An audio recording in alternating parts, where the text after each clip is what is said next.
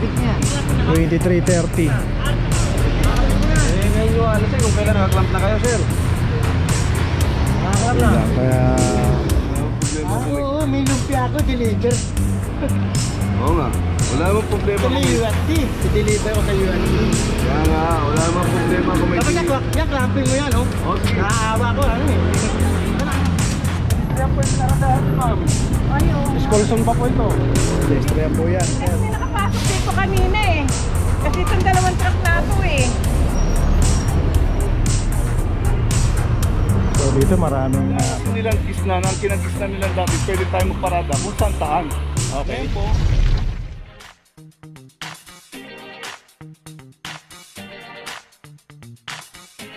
Papajo TV.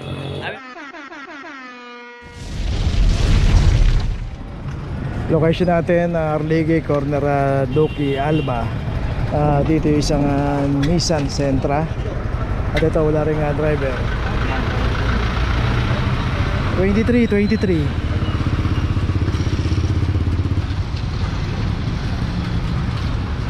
Dito lang to sa tapat ng Manuel L. Quezon University School. Dito sa may Arligue, Quiapo.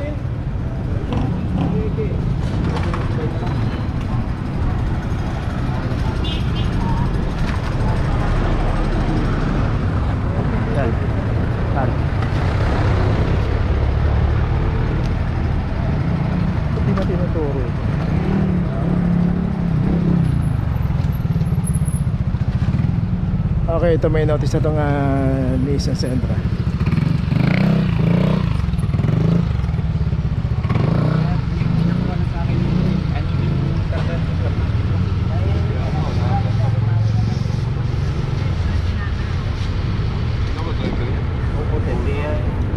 Pinakuha niya lang sa akin.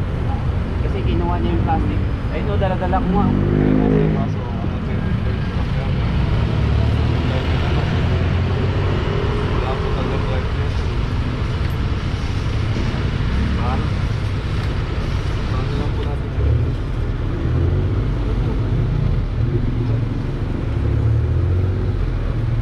Okay, sakay na tayo.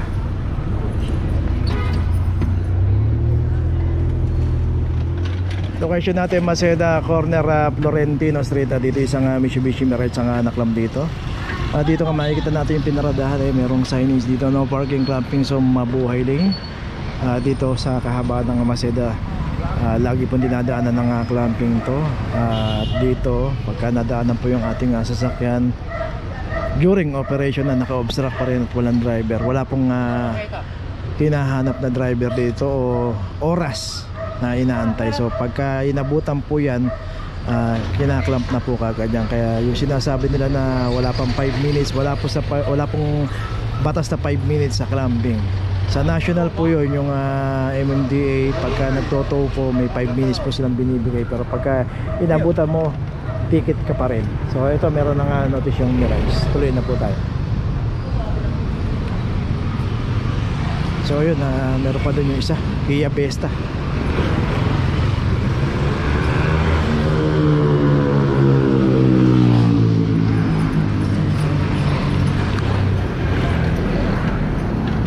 So ito rin, yung isang Kia Vesta rito.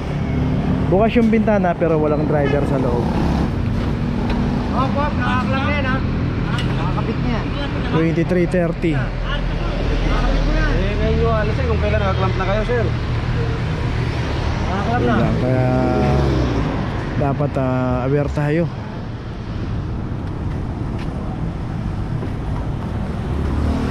So dito makikita natin meron din nga signage dun sa poste. Kabilaan po yung mga signages dito para hindi po natin malaman na bawal pala rito. Alit ako, no? Bibili pa akong lumpia. Hello, bro. Oh, lumpia ng kariwa, lalagay ko, no? Pagkilala mo ko, kumukuha ko dun, no? Wala namang problema kung may... Oo, may lumpia ako, deliver. Oo nga. Wala namang problema Ito kung may may... USD. I-deliver ko sa USD. Kaya nga, wala namang problema kung may... Kapag yan, clamping mo yan, no? Okay. Nakaawa ko, ano eh. Wala ka na. Pasensya na, oh. Hindi lang ako. Sabi ka. Okay, so yun nga, di-deliver siya ng lumpia. Ayun, si nanay. So si nanay naman nakikiusap din dito. Ang pakiusap niya naman na pupunta raw sa doktor. Yung isa si Kuya Lumpia, si nanay naman magpapa-hospital daw sa doktor. Okay, tuloy na po. Vicente Cruz, corner Launlaan. At dito yung isang Suzuki. So ito yung pinaradahan niya. Bawal po pumarada rito, lalo na sa kabaan ng Vicente Cruz. Mabuhay din po yan. At ito wala rin driver 23-27.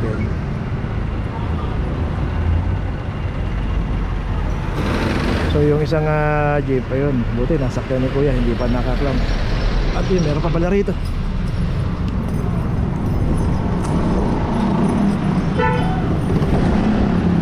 Dito naman isang Suzuki Ertiga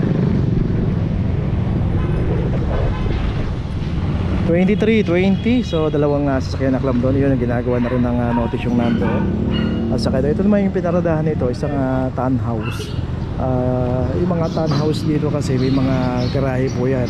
Dinisign po yan, may mga garahe. Pero yun nga, kung taga rito siya, dapat pinasok na lang sa loob. At kung hindi naman siya taga rito, harang na siya dito sa driveway. So itong Ertiga may notice na. At saka yung isang Suzuki yun, nilalagay na yung notice din. So puro townhouse po to, lahat po to merong mga garahe. Advantage po yan, pag may mga garahe tayo, gamitin po natin. Pasok po natin yung ating mga sasakyan. Okay, tuloy na po tayo.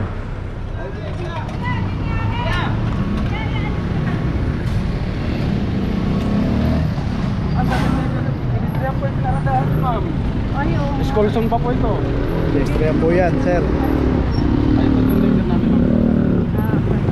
Marami naman po. Dito pa rin tayo sa Aragon corner ng Dimasalang. Ito ay isang Nissan Livina. So ito yung pinaradahan ni ma'am. Pedestrian crossing na. At andito pa sa tapat ng eskwelahan. Saan ko po yan? Pwede kong i-utos sila. So saka yung isang pick up dito. Ito nakaklamp na rin.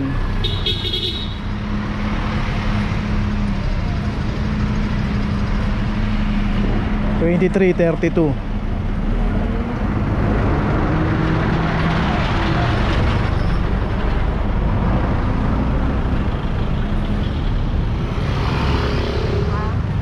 Opo, kaya nga po pag binayaran.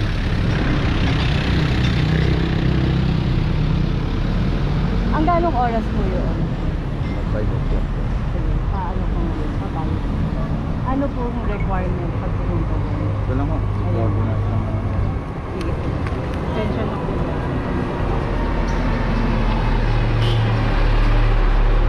Hanggang 5 lang. Tapos after pagkabayad, Tatanggalin mo nila yan. Papautos ko. Okay, so tuloy na po tayo.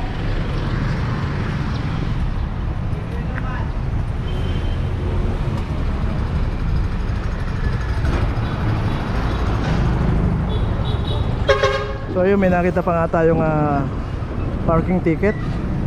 Dito kasi sa kahaba ng Aragon Street, wala pong ninikit dito. So hindi po i-honor yan.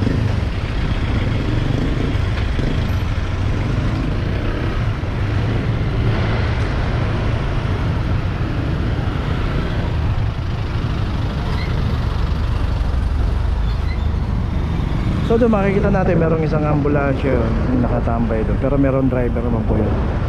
Baka meron pong inaantay doon.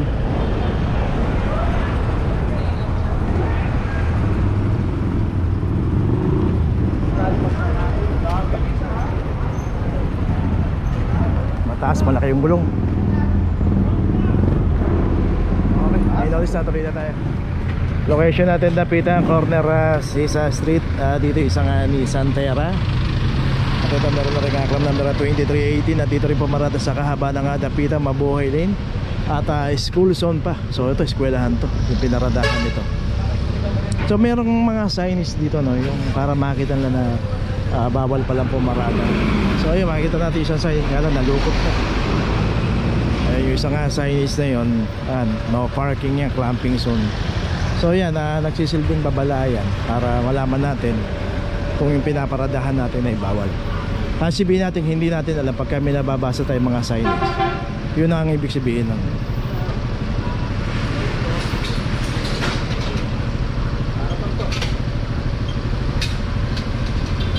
So always po pagka pumaparada tayo, iniiwan natin yung mga sasakyan natin. Magbasa po tayo sa mga paligid.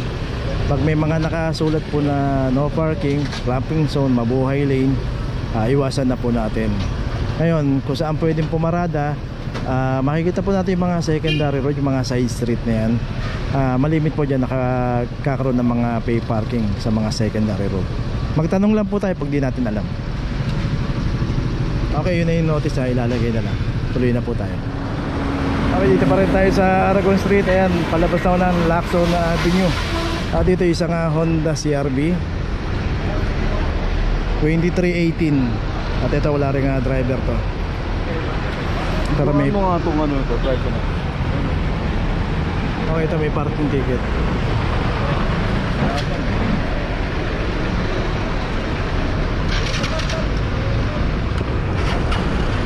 So dito to sa may tapat ng barangay 352 zone 5. Ayan, may notice na rin to. Okay, tuloy na tayo. Okay, dito pa rin tayo, no? Kasama na itong isang sasakyan dito na pick up 23, 24.